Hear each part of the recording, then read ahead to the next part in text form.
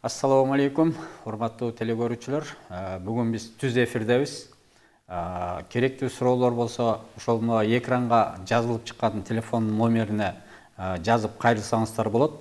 Бүгүнкү көрсөтүүдө сиздер менен белгилүү табып, элдик дарыгер Хашим Зайналиев, ошондой эле бул кишинин колунан ошо даба таап айыгып чыккан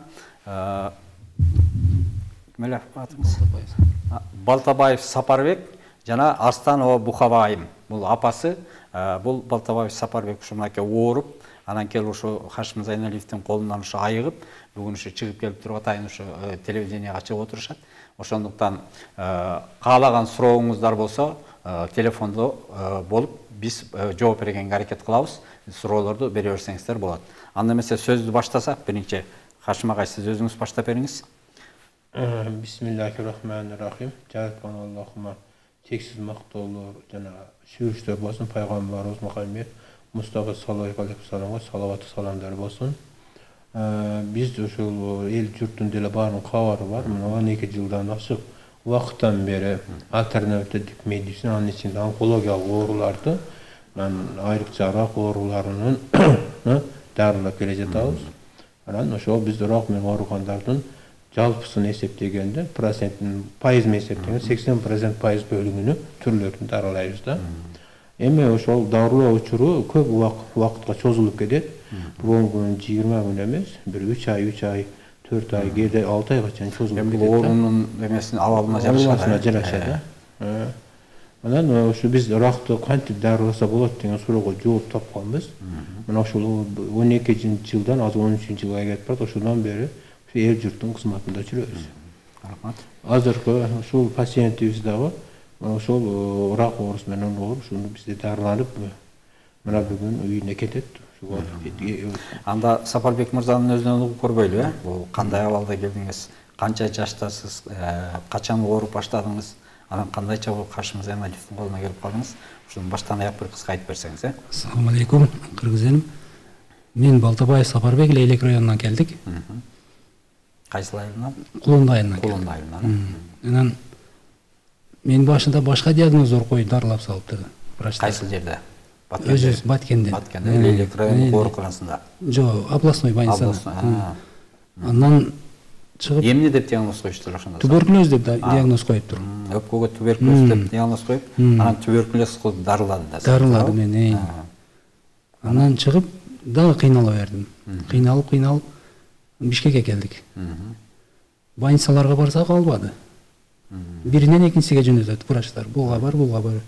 Ошондо кайсыл больницага бардыңыздар?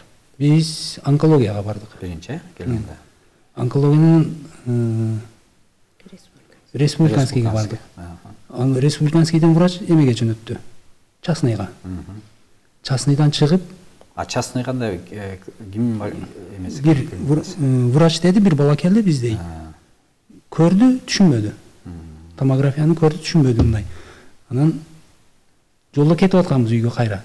Анан энем эстеп калып, бул Хашим агайды биз 1 ай издегенбиз. Мурда издеп таппай. Адресин таппай. Жок, кечээ больницага келди, кийин издедик да. Биз ага чейин 2023-жылы 11-мартта ооруп калды. Анан биз больницага барып, муну салса грипптей болуп эле ооруду да. Ошо өпкөдөн деп врачтар ошентип районго жөнөттү, райондон Баткенге областка жөнөтүп, анан буну кайра текшерсе эле кан таза чыгып берди. Баягы немелер табылбай жатты. Диагноз тапталышпайды. Какырыктан дагы макротадан чыкпай жатты да баягы. Туберкулезго. Туберкулездин палычкалары чыкпайт, рентгенден өпкө көрүнүп турат мындай. Карала болуп тактар турат деп муну ошентип дарылады 6 ай. 2 ай больницада жатты Баткенде, 6 ай, 4 ай үйдө дары ичти. Анан 6 ай жакшы жүрдү. 6 ай жакшы жүрүп, дагы майда ооруп калды да. Майда ооруп калып, анан кийин келип биз Хашим экени быйыл 24-жылдын май айында майда издеп жүрүп, анан 1-июнда таптык. 1-июнда таап 2-августка чейин жаттык да. Июль жатып, августтун 2-синен кыйла жакшы өзгөрүштөр болуп, балама Кудай шыпаны бияктан берип койгон экен да. Ошентип эми мына жакшы болуп, сүйүнүп турабыз. Кудайга шүгүр, жаратканга шүгүр. Ошондо Хашим агай, сизге булар келгенде өздөрүнүн бүт жанагы эмелерин алып келди, история байланысында. Антологиядан чыгарып бергендерди алып келгенбиз. Ошону мен азыр бул Ошону айтып бериңизчи. Сапаралдын оорусун түшүндүрүп коеюн, что мына бул телекөрүүчүлөр, анан биз деле сындаган адамдар көп. Анын ичинде врачтар деле болсо керек. Эгер кандайдыр бир суроолор болсо, врачтардын же ошол шектенген суроолор болсо, азыр мен түз эле жооп беремин. Анан бул сапаралдын оорусу кандай экенин мен түшүндүрүп коеюн. Себеби анализдер аркылуу түшүндүрөйүн. Эмне азыр кандагы анализдерди азыр алып келгенибиз жок, бул жерде көрсөткөн. Авалам бар сапаралы 7 майда томографияга түшкөн да. Компьютердик томография 7 майда сизге келгенде же ага чейин, мага чейин түшкөн. Сизге чейин түшкөн. Анан онкология Бишкекте түшүңөр да. Бишкекте түштүк. Онкология ошону онкологиянын тараканная хирургия деген бөлүм бар.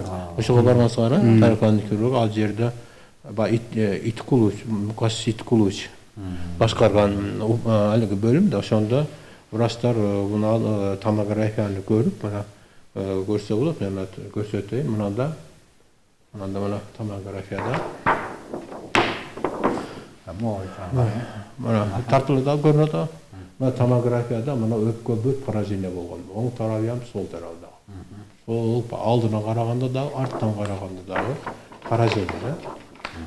Башкача айтканда, өпкөдөгү өпкөнүн албек октору бүтүндөй инфильтрация жүрүп, ракчы алды тараптара аркага чейин кеткен. Инфильтрация жүрүп кеткен да, мына жүрүп кеткен. Андан сырткары бул өпкөнүн рагында мына көрүнүп турат. Андан сырткары бул рак менен кошо ортодо среднее состояние бар да, мына среднее состояние бар. Ушул среднее состояние дагы ракка айланган да. Эки өпкөнүн ортосундагы кошулган жер, ортодо ушул мына көкүрөк төс сөөгү менен омуртка сөөгүнүн ортосунда турат, мына. Бул жагы дагы ракка айланган. Анан мына өпкө дагы толук эки тарабы тең ракка айланган да. Ошондо өпкөнүн где-то иштеп жаткан бөлүгү, албек окто иштеп жаткан бөлүгү 15-20% да. Ошондо сатурация да өтө төмөн болгон да. Анан буну мындай биринчи врачтар көрүп, буну туберкулез деп түшүнүшкөн да. Анан туберкулезный диспансерде керектүү анализдер өткөргөндөн туберкулез чыкпагандан кийин онкологго жөнөтүп, анан ошо таракальная хирургия жөнөткөн. Муну операция бул мындай ылайык келбей калган да. Ошондуктан врачтар операциядан баш тарткан. Анан ушул өпкөдөгү рак, мына өпкөдөгү сейстерге мына кабырга сөөгүнө дагы чармаша баштаган. Рак деп диагноз койду да. Алар койгон. Онкология койгон. Онкология койду да. Тараканный хирургтар рак деп диагноз койгон. Томографияны жазган врачтар да койгон. Бул мен тараптан койгонум жок. Анан биз буну ошол май айынан баштап этектеринен баштап дарылаш баштадык. Июнь, июль, анан августта бул өпкөнүн рагын томография түшүргөнүбүздө 70% өзгөрө берген да. Буну мен салыштыргам. 3 айдын ичинде. Июнь, июль, август. 3 ай өзгөрө берген. Андан кийин булар бир айча отгул алып, бир аз дем алайлык деп, андан кийин кайрадан дагы дарылаганбыз. Дарылаганыбызда баягы 70%тен калган бөлүгү бар да, 25%. Анан дарылоо бүткөндөн кийин мына 4 күн, 5 күн болуп калды. Мына томографияга акыркы тартылган. Мына томография мына көрсөңөр, мына алдыда бардык инфильтрация болгон өпкө бардык ордуна келди. Мына бардык ордуна келди. Мына среднее состояние дагы мына ордуна келген. Мына көрдүңөрбү? Толук рак толук жоголуп өпкө оозунун ордуна келди. Эми анча-мынча мына жерде агарып турган бул лимфостаздар. Буну иммунитетти көтөргөнүбүздө бул тартылып кетет. Тартылып кетет. Өпкөнүн албек октор толук түрдө иштейт да. Көрсө болот, мына өпкөнүн баардыгы толук ордуна келди. Азыр сатурацияны өлчөгөнүбүздө сатурациясы кадимки ушундай акыбалда отурганда 94-95 берет. Сизге келгенде канча эле сатурациясы?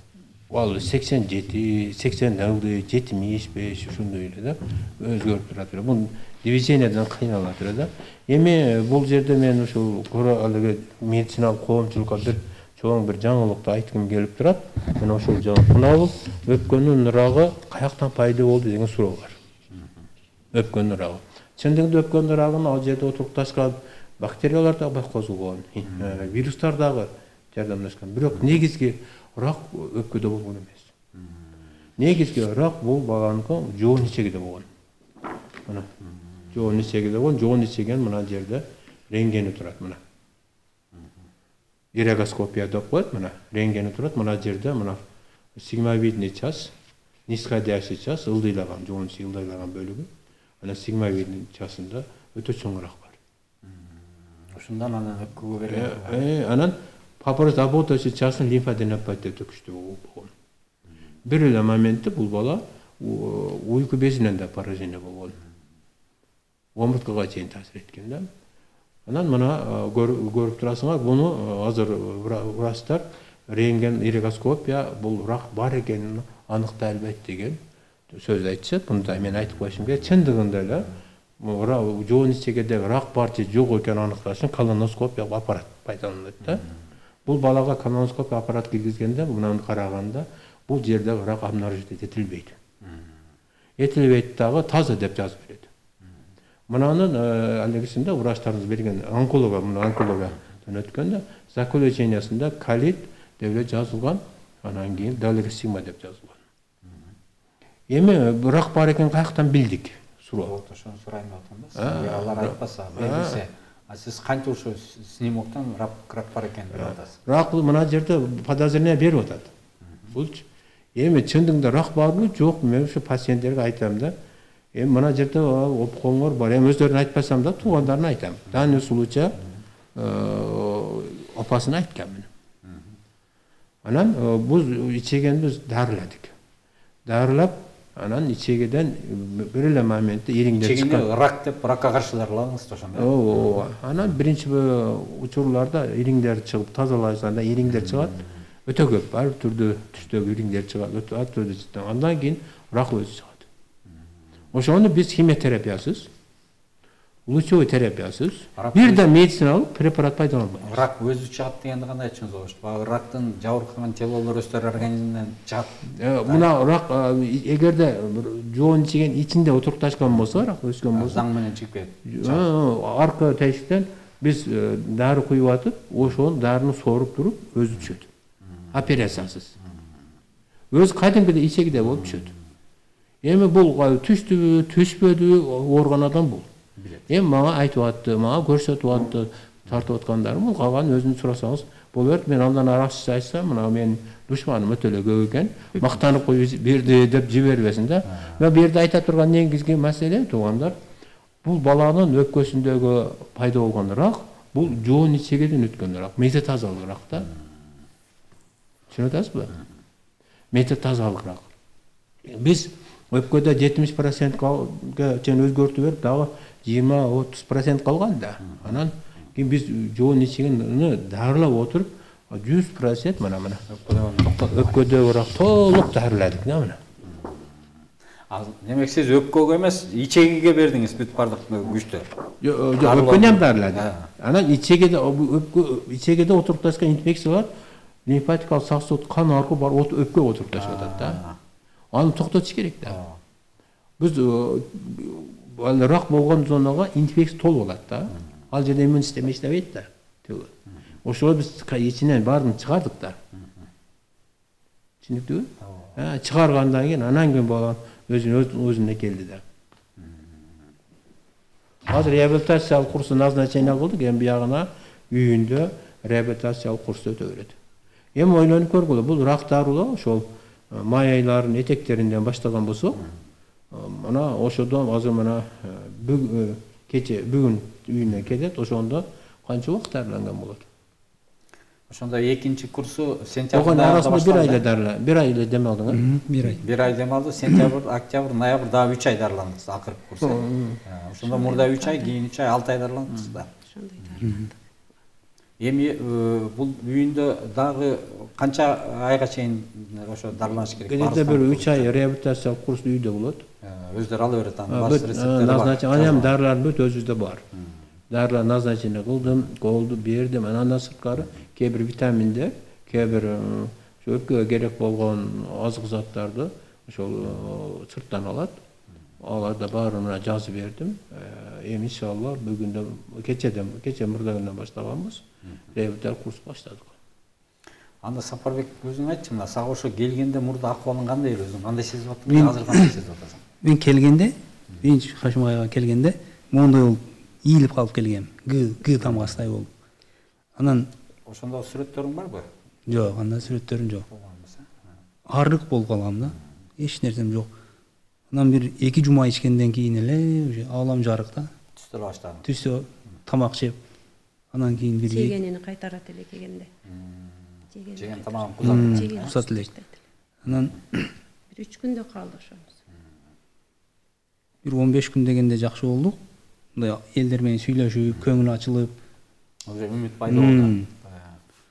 Анан барып бир 1,5 ай болгондо уже бир каса тамакка тойбой калдым. Энем тамак пиширип, ушинтип жаттым да. Жанында жүрдүм. Бир адам карап жаттым мен. Кудайга шүгүр. Эми эне деген бардык нерсени сезип турат да. Сиздин өзүңүздө кандай сезимдер болду ошол? Мына ошо жаңы алып келгенден кийин баягы айыга баштаган сездиңиз да. Сездим. Ушунда кандай эмелер пайда болду сизде? Бизди больница эми айылыңарга кете бергиле, ошол жакка алып баргыла деди да. Больница чыгарып койду башта. Чыгарып койду. Биз кабыл алган жок. Облустан келбейт деди. Ошентте анан кийин мен энемин да кайра алып барып, муну кыйнагым келген жок. Биздин айылда мындай дарыгерлер жок да. Мен бул кишини көп жылдан бери угат элем. Үмүт пайда болду да менде. Хашим Зайналиев деген угуп эле жүрөм да, анан алып барайыкчы деп балдарыма айттым. Балдарым бардыгы Алладан. Доктурлар айтып койсо эле кете беребизби? Биз эми Хашимге баралы деп анан кийин бирок доктурлар деле көбүнчө айтышат. Ошо кетип атканда эми биз колдон келгенин жасадык. Эгер мүмкүн болсо көз карап буларга көрүнгүлө деп айткан. Консультация алып келгиле деп эле жөнөттү да. Же направление алып келбеппиз, анан консультация алып келгиле деп эле жөнөттү. Биз келсек буяктан биз кабыл алган жок доктурлар. Кайра эле жөнөттү, үйгө бара бергиле, өзүңөргө караңгыла деп. Биз барбай анан кайра буякка келип каранып, Кудайга шүгүр, Кудай шыпасын берип, жакшы жыйынтык жакшы болуп атат да, жогон чеги дагы жакшы тазаланып калды. Кудайга шүгүр. Ушундай жакшы адамдарды Алла Таалам кыргыз элиге берип коюптур. Мунан барктап, баалап, элибиз пайдаланса болот. Эл немесине. Кудай шыпа берем десе, берет экен ушинтип. Үмүттү үзбөш керек да. Мен үмүттү үзгөн жокмун Кудайдан. Кудай бизге бир жагынан берер деп өзүмдү каттуу кармап эле аракет кылып келдик буяка. Кудайга шүгүр. Жаман болгон жок дейт. Жакшы мынакей. Азыр көрүп мен дагы кубанып отурам. Алайым ушу мындан ары таптаза болуп эле сакайып, ушу оору дегенди унутуп коюп, Аллам ошону берсин сага. Анан Хашим агай мынакей ушу көп ушундай эмелерди айтып келатасыздар мына. Биз оорунун лечениянын өзүнүн протоколун таптык, ошо рак оорусун айыктыруу боюнча. Анан бул протоколду ошо пайдаланганга сунуш кылып атабыз деп барысына бердик дегендей айттыңыз эле да. Ошол боюнча сизге кандайдыр бир жооп болдубу? Эмне үчүн бүгүнкү медицина ушул жыйынтыктарды кабыл албай атат? Эми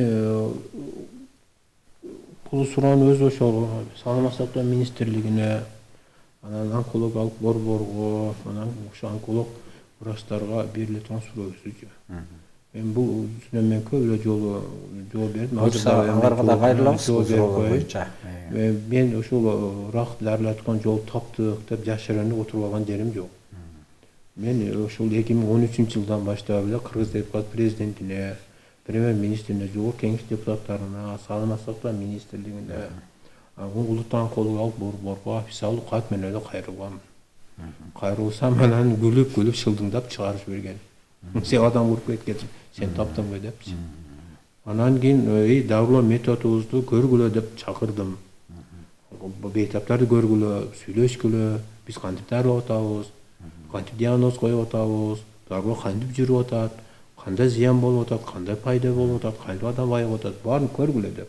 Акыры ал тургай жалдырап туруп 2015-жылы онкология борборго докладын жасаганмын. Чоң залында бүт врачтар катышып отурду. Тополон кылганды карабай кылдым. Анан доклад бүтсөм, карасам залда бир эле врач калыптыр, бир алып барып аткан. Калган баардыгы чыгып кетип калыптыр. Башкача айтканда эми нар жагын түшүнүп турасыз эми. Бул жерде кандайдыр врачтарга сөз сүйлөсөк, анда бир тетир жакка кетип калбасын. Эми көрөрмандар да ошо ашим көрө албастык кылып ушуларга асыл элек деп түшүнбөсүн. Ошондуктан андан аркасынан сөз сүйлөбөй коеюн. Мындан ары эмне кылайын деп атасың? Ушул бойдон эле турууш керекпи? Мындан ары дарылай бересиз. Эртең анан аркаңыздан дагы бир куугунтук кандай незаконный дарылап атат дегенде сөздөр болбойбу? Саламат сактоо министрлиги биз ушул кылып жаткан иштерибиздин баардыгы тең жалгыз эле максаты бар да. Ушул кыргыз элине, айрыкча ушул онкология ооруган бейтаптардын өмүрүн сакташ. Ишибиз ушул. Максаты ушул. Анан ушулар зыян тартпай, ден соолугун калыбына келтирип, сакайып өмүрү uzun болсун деген. Ушул күрөштө иш кылабыз. Анан бул эми ошону мыйзам талаасына алып чыгышыбыз керек. Мыйзам талаасына алып чыгып, ушул мамлекет тан алып, мамлекеттик ошол мыйзамдарга биз да баш ийишибиз керек да. Мыйзам чегинде толук кандуу иш алып барышка аракет кылып атасыздар, э? Ошо мыйзам чегинде, мыйзамга улай иш кылганга биз бүт аракет күчтөрүбүздү жумшап атабыз. Азыр деле ошо саламат сактоо министрлигине деле суранып жүрөбүз. Ушул биздин ишибизди жалпы адамдар пайдалансын. Анча адамдар орактан жабыр тартып каза болуп кетип баратат. Мына ошолор пайдалансын. Врачтарды ушул 12 жылдан бери чакырабыз, келгиле, бирге иштешейли, үйрөнгүлө, эли барып дарылагыла. Ошондой системаны протоколдоштуруп, же ошо сиз жасап аткан протоколду же жокко чыгаргыла, же колдоп бергиле деген максатта да кайрылып көрдүңүзбү? Жок, анда деле айттык. Эч ким кызыктар тарап жок азырынча. Бар жок дегенде жооп берди. Эч ким кызыкпайт буга. Ошондуктан азыр эгерде ошол эфирди көрүп отурган болсо, ошол Кыргыз Республикасынын президентине деле, Садыр Жапаровго деле, Камчыбек Ташиевге деле, жогорку кеңеш депутаттарынын жарымынан көбү билет. Аларга деле, саламат сактоо министрлигине деле, улуттук онкологиялык борбордун генеральный директоруна, анын орун басарына жана ошол онкологиялык борбордун жалпы ошол врачтык коллективине деле кайрылам. Келгиле иштешейлик. Биз дүйнөлүк ачылыш жасадык. Бүт дүйнө келип Кыргызстанга дарына турган иш жасадык. Мен ичим тардык кылбайм, үйрөтөйүн, көргүлө, протоколдоштурайлык. Жана кыргыз медицинасын дүйнөлүк деңгээлге алып чыгайлык. Мен ушунун тарапкермин. Ассаламу алейкум, телефон номериңизди бере аласызбы? Кандай байланыссак болот? Толук тарих берсеңиз, сураныш деп суранып атат да. Урматтуу көрөрмандар, бул жерде мына азыр түз эфирден телефону жазылып турат. 0705 96 94 41. Ушул телефонго азыр чалып, керектүү жоопторду алсаңыздар болот. Азыр студия телефон баарысы иштеп атат. Биз сиздерден ошо чалууларды күтөбүз. Анан бул боюнча мүмкүн өзүңүз айтып коесузбу, Дарек кандай, сизге кандайча байланыш? Менин телефон номерим 774 63 54 01. Элдин баары эле билет, ошо Көк Жарда, Трисилкулам ошол жерде. Паллиативдик борбор ошол Көк Жарда. Босого көчө 84-тө. Эми дагы бир мына жакында бир жаңылык кабар чыккан. Сиз дагы кабарыңыз болуш керек албетте. Ошо элдик медицинанын айрым түрлөрүн мыйзамдаштыруу боюнча өкмөттүн токтому талкууга коюлду да. Ошол талкууга коюлган токтомду окуп көрдүңүз да. Ошол кандай деп ойлойсуз? Ошол туурабы, туура эмеспи? Же жетишпейби? Кошумча алымчалар керекпи? Кандай сунушуңуз бар? Алхамдулилlah, аябай кубандыра турган суроо бердиңиз. Биринчи аваламбар алхамдулилlah дейлик. Өкмөт ушул элдик медицинага көңүл буруп, ушун бир мыйзам талаасына салайлы, ушулар сөз угайлык деп болгондо биз аябай сүйүнүп атабыз. Аваламбар өтө сүйүнүп атабыз. Негизи буга чейин деле мыйзам бар болчу да. Бирок мыйзам бар, алдында мыйзам бар, баягы элдик медицина саламаттыкты уюштуруу деген жөнүндө мыйзам долбоор 15-статьясында элдик медицина лицензия берилет деген жер бар да. Бирок лицензия алгандан кийин ал адам дарылашын протоколдо болуш керек да. Ал кандай кылып дарылайт, ал менен Механизм иши жок. механизми жок эле да. Механизми жок. Ишкасы жок эле да. Эми ошону ошол өкмөттүн токтомуну окуп, анан өкмөт бизге көңүл буруп жатканын окуп аябай сүйүнүп атабыз. Анан биз дагы тынч отурбастан өз сунуштарыбызды берип атабыз. Ошо министрликке, өкмөткө сунуштарды жөнөтүп Сунуштар берип атабыз. Ушуну мыйзам талаасында кантип чыгарсак болот деген суроого жок алып тургай, ушул илимий конференцияда өткөрсөк деген бир сунуштарга чейин берип атабыз. Элдик медицина маселелери боюнча ушу жалпы медицина коомчулукту бириктирип, саламаттык сактоо министрлиги эмнеге менен чыкса өтө жакшы иш болот эле да. Министр менен байланышууга аракет кылып көрдүңүзбү? Министрге менен байланыштык, анан Алымкадыр Сайрудинович мындан 1 жыл мурда Кытайда элдик медицина боюнча дүйнөлүк форум болуп өткөн.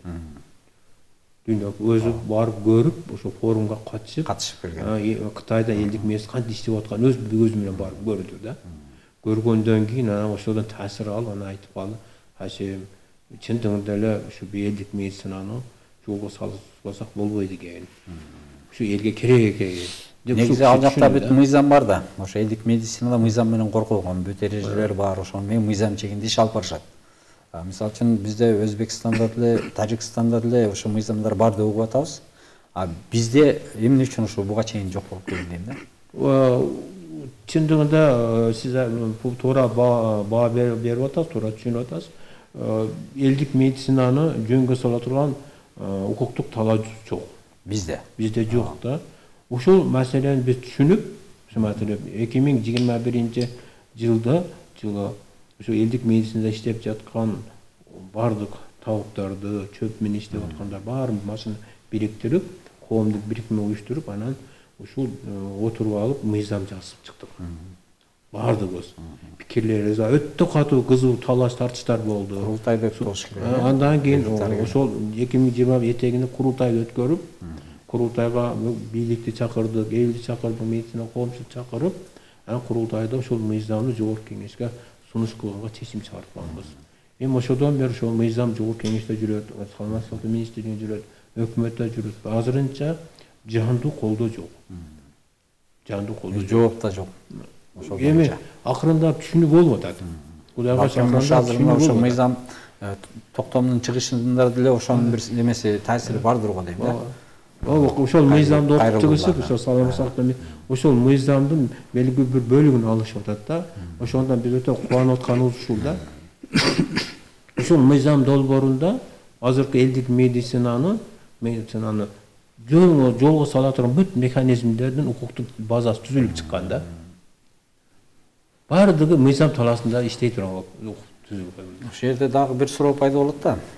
Эгерде элдик медицина ошо мыйзам талаасында иштей турган болсо, мыйзам менен сиздерди ошо жоопкерчилигиңиздерди, милдеттериңиздерди баарысын мыйзам жолго сала турган болсо, анда ошо элдик медицинадагы өкмөт тарабынан каржыланыш керек болуп калбайбы? Ал жай кандай болуп калат? Туура белгилеп атасыз. Биринчиден элдик медицина бул Кыргызстандын саламаттык системасынын бир бөлүгү. Ооба да. Эгер мыйзамдуу талаага киргенден кийин, демек мамлекет тарабынан кандайдыр колдоолор болуш керек. Бул мамлекеттик администрациялык системага кирет. Биринчи, анан ушул элдик медицинанын бутуна туруп кетиши үчүн, жолго салуу үчүн албетте бюджеттик финансылоо талап кылынат. Анан ошол мыйзамда ушул элдик медицина маселелерин чечип туруш үчүн ал албетте мундуктук, укуктук, но медициналык, фармацевтикалык жана башка маселелер келип чыгат. Мына ошолорду чечип туруш үчүн ушу элдик медицинанын элибизде институт уюштурулат. Мыйзамда каралганда, ошол институт азыркы система башкаруу менен койсо, элдик медицина кирген ошого өкүлдөрүнө дагы тынымсыз түрдө, ушул маанилик бериш керек, тынымсыз билим берүүсүн уюштуруп туруш керек. Себеби медицина тармагы бул дайыма илим билимди талап кылган тармак. Тынымсыз. Ошол тынымсыз мурастарга коюлган талап, тынымсыз билим берүү. Элдик медицина өкүлдөрүнө да коюлган да, ушул мыйзамда. Ушул жерде ошо эмне үчүн ошо элдик дарыгерликти мамлекет буга чейин колдобой келди деген суроого да ушул критерий туура келип калды окшойт да. Мисалы үчүн азыр билими бар деле, билими жок деле. Ошо дары чөптөрдү бирөөдөн угуп алып деле, мына мен дарыгермин деп дарылап баштап, анан аягына чыкпай качып кетип, жолубузда туура эмес реакция берип калып туруп, туура эмес дарыланып калгандар болот. Ошонун айынан кайра барып эле больницага жатып, анан больницадан кайра дарыланып, ошондой болгон учурлар болот экен. Ошол себеп болуп, ошо элдик дарыгерликти кандайдыр бир деңгээлде четке кагып атканына да себеп болот го дейм ошо. Туура эле белгилеп атасыз. Чындыгында эл журт мына ошол сиз айтып аткан жасалма табыптардан, эми шарлатанчылык деп койсо боло берет. Мына ошолордон көп жабыр тартып калып атат. Демек, мыйзамга кирсе, мына ошолорго да чек коюлат да, Ошол мыйзам кире турган болсо, кийин болсо, ошол элдик медицинада иштегендерге лицензия берилет. Лицензия эл дагы түшүнүш керек. Лицензия жок, табыкка барбаш керек. Түшүнөсүз мына. Анан ошол табыптын баардык орун дарылай бербейт. Өзүнүн профили боюнча дарылайт. Мисалы айтайлы, өттүн ташын чүрө турган табып, бир гана өттүн ташын чүрөт. Калган орго асылбайт. Ошонун өттүн ташын чүрө турган дарылоо процессинин протокол түзүлөт. Институт тарабынан түзүлүп, ошол протокол боюнча кадимки официалдуу медицинадагы эле хирургия менен терапевтик эмелер менен ар бир өзүнүн кесиби боюнча алектенгенде эле элдик дарыгерлик дагы ошондой бир тармак боюнча өзүнчө атайын бир үйрөнүп, анан кийин лицензия алып. Биз ошондо мамлекет бейтаптын коопсуздугун, өмүрүнүн коопсуздугун камсыз кыла алат да, контроль кыла алат. Анан табыпка мамлекеттик сапат боюнча сактоонун талабын келип жатат. Ушундай бүт мыйзам актыларыны, укуктуу базаны баарын иштеп чыкканбыз. Болгон ошол мыйзамды ошол өкмөт жакшы көңүл буруп, айрыкча саламат сактоо министрлиги көңүл буруп, ушунун механизмдерин андан ары да жакшыртыш керек да. Ошондуктан мисалы сиз өткөндө министр айтпадыбы, бизди кыйындаган маселе элдик медицина врачтын деңгээлинде болуп калып атат деп атпайбы?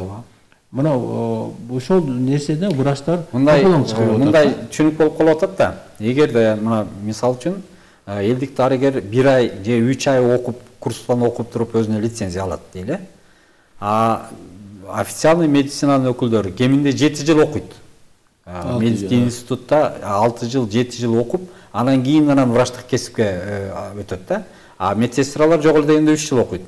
Ошондой да. Анан ошого айтышып атат, эмне үчүн биз ушу 7 жыл окуп, диплом алып, анан кийин врач болсок, элдик медицина 3 ай деле бизге теңелип калабы деген. Бул да туура суроо да. Туура суроо. Саламат сактоо министрлиги ушунун үстүнөн баш курду да. Ушуну кантип чечебиз депчи. Эми ошолор кайра эле ошол мыйзамды окуй турган болсо, ошол мыйзамда чечилген ушул маселе. Сиздер иштеп чыккан мыйзамды ошонун баасы каралган. Чечилген да. Врачтар да кыжаат болбой койсо берет. Алардын деңгээлинде элдик медицина иштебейт. Биринчиден. Алар деңгээлинде эмес. Айтып атпаймынбы? Табыптын кайсы бир жөндөмү болот. Кайсы бир ооруну дарылоо боюнча жөндөмү болот. Мына ошол жөндөмүнө жараша гана иштейт. Анан ошого жараша ага дипломдук ранг берилет. Биринчи ранг, экинчи, үчүнчү ранг депчи. Андан ошого жараша протокол түзүлөт. Протоколдун негизинде мамлекет ушуну контроль кылат. Эмне дарылар пайдаланып атат? Баары ачык болот. Кандай дарыларды алдын ала бүт барсын эмеден өткөрөт. Таксичный Бүгүн бизде ошол силер жасап аткан дарыларды аныктап бир өткөзүп эме бере турган лабораториялар бар. Ошону жөнүндө маселе келип чыгып атат демечи. Мисалы айталы өттүн ташын чүрө турган табып, мисалы пайдалана турган жаратып сокторду пайдаланат, атмалар пайдаланат, настойлор пайдаланат. Мына ошонун бүт рецепттери жазылат. Андан кийин ал кокусунан токсичный зыян бере турган нерсе колдонбой чектеш үчүн ошол протокол кайсы дарылар колдонулат, кандай көлөмдө, канчалык санда, анан ага дейси веществолор канчалык минималдуу катыш канча болуш, ошону баарды киргизилет. Бул жерде дагы суроо түштү. Ассаламу алейкум. Көз ооругандар барса болобу дейт. Сизге суроо берип биз көз ооругандар карабайбыз. Сиз азырынча ушу бир тарапта ошо жаңы рак менен ооругандар боюнча көрүшөтсүз. Эми биз негизинен өзү альтернативдик медицина иштегенбиз. Альтернативдик медицина ичинде онкология да бар, кардиология да бар, нефрология да бар, гастроэнтерология, урология бар. Эми мына көз оорулар боюнча айтып коеюн. Эгерде көз ооруган адам, мисалы, көзгө келе турган кан тамырлардын атеросклерозунан кыйналган болсо, анда биз ошону дарыласак болот. Кан тамыр атеросклерозунан кыйналган болсо. Анан көз оорун калган катаракта операция туу деген жок силерде. Жок, катарактан дарыласа болот. Бизде дары бар. Операция жок. Аны ичпейт, сыйпап эле коет. Ошондой дарылар бар. Кайтып кетет. Анан кан тамырынын эки жагын биз жардам бере алабыз. Калган бөлүгүнө аралашпайбыз. Эмесе жакшы экен. Сиздерде дагы айта турган сөз барбы? Калуу тилектериңиздер болду айтыңыздар. Биз эми Кудайга шүгүр, балам жакшы.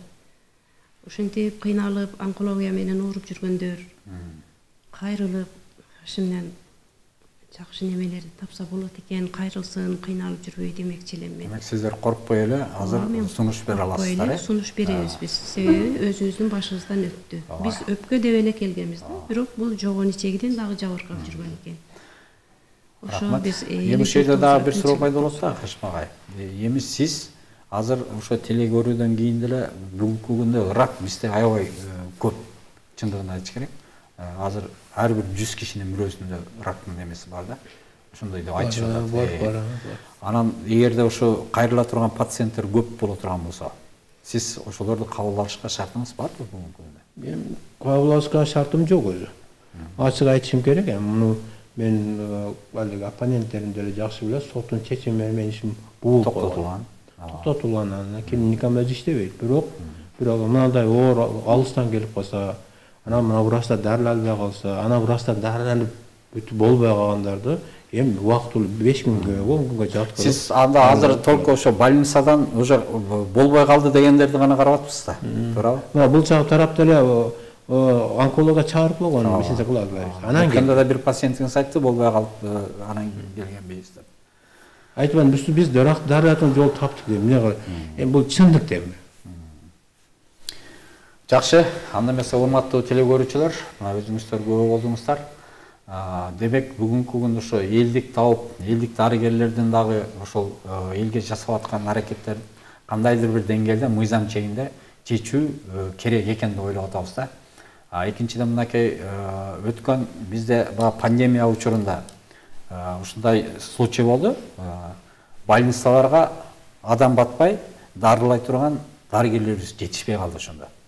Анан аэропортторго чейин бүтүп барысын ташып, канча деген адамдар үйлөрүндө отуруп ошо элдик дарыгерлердин телефондон, WhatsApp'тан, Facebook'тан, Instagram'дан айтып аткан кеңештерин угуп отуруп эле канча деген адамдар мына үйүндө дарыланып кетти да. Ошо именно ошо элдик дарыгерлердин сунуштары менен иш кылдык ошондо. Вот ошондо биз көрдүк да, демек бир чоң бир апат ушундай эмелер болуп кала турган болсо, биздин медицинанын алы чектелүү экен да. Мына ошондой учурда каалайбызбы, каалабайбызбы, элдик дарыгерликке да муктаж болот экенбиз. Андай эмес учурда дагы мынакей азыр сиздин ушу айтканыңызда муктаждыктар болот экен. Демек бул маселени ошо мыйзам чегинде карап, кандайдыр бир деңгээлде ушул элдик дарыгерликти мыйзамдаштырып жолго салып берүү дагы мамлекеттин иши болуш керек экен деген ой. Мамлекетке милдет катар киргизсем болот эле. Демек бул боюнча дагы сиздердин суроо сунуштарыңыздар болсо, айта турган сөздөрүңүздөр болсо, кайрылсаңыздар болот. Биздин телефондор 0779 11 49 72. Ушул суроолор менен кайрылсаңыздар, же болбосо сунуштарыңыздар болсо, биз ошонун баарысын ошо министрликке дагы, жогорку кеңешке дагы, өкмөткө чейин жеткиргенге аракет кылмакчыбыз. Так, ассаламу алейкум Хашим аке. Менин тамагымда бир нерсе тургандай болуп турат. Сизге көрүнсөм кабыл аласызбы дейт. Ва алейкум ассалам. Мен кабыл алайын келсин. Бул телефон менен эле чалып, анан адресиңизди айтып келе берет, Демек келсеңиз болот экен. 0 азыр мен айткан телефонго мага чалсаңыз да болот. Болбосо Хашим ага өзүнүн телефонун айтты, дагы бир жолу айтып коюңуз. 0774 63 54 01. Дагы суроолор бар. Мына ушул телефонго чалып эле келе берсеңиздер болот. химия алгандан кийин деле барса дарылай бересизби дейт. Аябай жакшы суроо берди. Ошондо мен ошондо бир жолу мен тастыктап айтып коюшум керек. Ушул күнгө чейин эле биз ошол онкологиядан Бишкектин онкологиясы болобу, Россияныкы болобу, башка өлкөлөрдөн ошол химия терапия алып бүтүп, лучевой терапия алып бүткөндөрдү негизинен ошолорду дарылайбыз. Келишти сизге?